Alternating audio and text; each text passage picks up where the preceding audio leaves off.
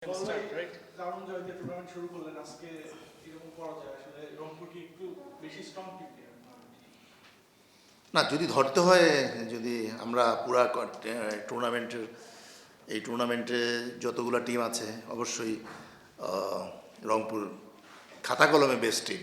বাংলাদেশের সবচেয়ে বেস্ট প্লেয়ারগুলো তাদের ফরেন কালেকশন অনেক ভালো। অবশ্যই রংপুর অনেক ভালো টিম।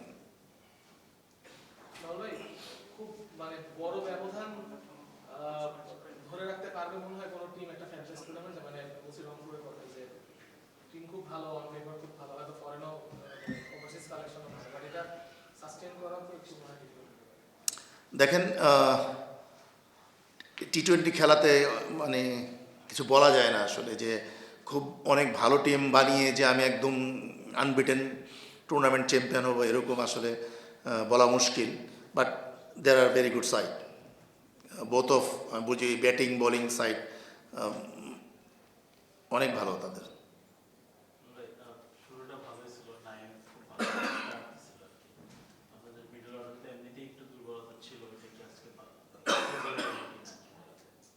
আসলে কি, মানে আমাদের টিমটা তো আপনারা সবাই জানেন যে এক সপ্তাহ হয় নাই এটা, যে এখন যারা আছে তারা হ্যান্ডওভার করেছে।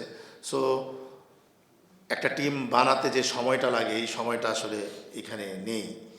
সো চেষ্টা করা হচ্ছে, যে ব্যাটিংয়ের অবস্থাটার কথা বললেন আপনারা, সো এই জায়গাটা আমরা ট্রাই করছি বিদেশি প্লেয়ার দিয়ে এই জায়গাটা ফিল আপ করার জন্য। সো এত অল্প সময়ে খুবই কষ্টকর, এবং পাশাপাশি আরও ফ্রাঞ্চাইজি টুর্নামেন্ট চলতেছে। সো প্লেয়ার পাওয়া যাচ্ছে না, আসলে আমরা চেষ্টা করতেছি।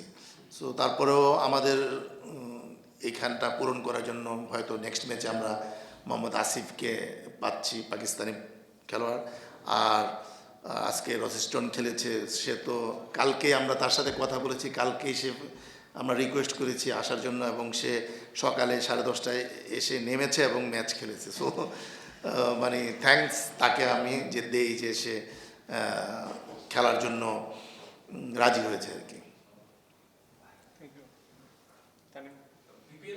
সবসময় প্যারালালি অনেকগুলো লিগগুলো চলে, আইএলটিসি চলে, বিগ প্রেসার চলতেছে, ক্ল্যাশ করে স্কেজুলটা। তো ওইখান থেকে আমরা লাস্ট কয়েক সিজনে দেখলাম যে কোয়ালিটি ফরেন ক্রিকেট আমরা কম বেশি আসতে হতো, এবার একটু ল্যাকিং দেখছেন কেন ওই জায়গাটাতে ফরেন ক্রিকেটারদের? না, সেই দিক থেকে যদি বিচার করেন আপনি, রংপুরের তো প্লেয়ার আছে। সো অন্যান্য টিমগুলো একটা একটা টিম তৈরি করতে অ্যাটলিস্ট 6 থেকে 7 মাস সময় লাগে। যারা নাকি নতুন আসছে তাদের সেই সময়টা ছিল না তো টিম বানানোর জন্য। সো রংপুরের তো আগের থেকে টিম তৈরি করা ছিল। হ্যাঁ, তারা আবার বরিশালে এবছর খেলছে না, বরিশালের যে প্লেয়ারগুলো ছিল ওই প্লেয়ারগুলো তারা নিতে পেরেছে। সো তাদের প্রিপারেশানটা ছিল খুব ভালো, এবং তারা ওইভাবে তৈরি করেছে। যদি এরকম সময় পাওয়া যায়, আমার মনে হয় যে যতই ফ্র্যাঞ্চাইজি হোক না কেন, প্লেয়ার কালেক্ট করা যায়। প্লেয়াররা ডিপেন্ডস অন মানি, টাকা আপনি যত ভালো দিবেন প্লেয়ার তত ভালো পাবেন। সো এতে কোনো সমস্যা হয় না আসলে।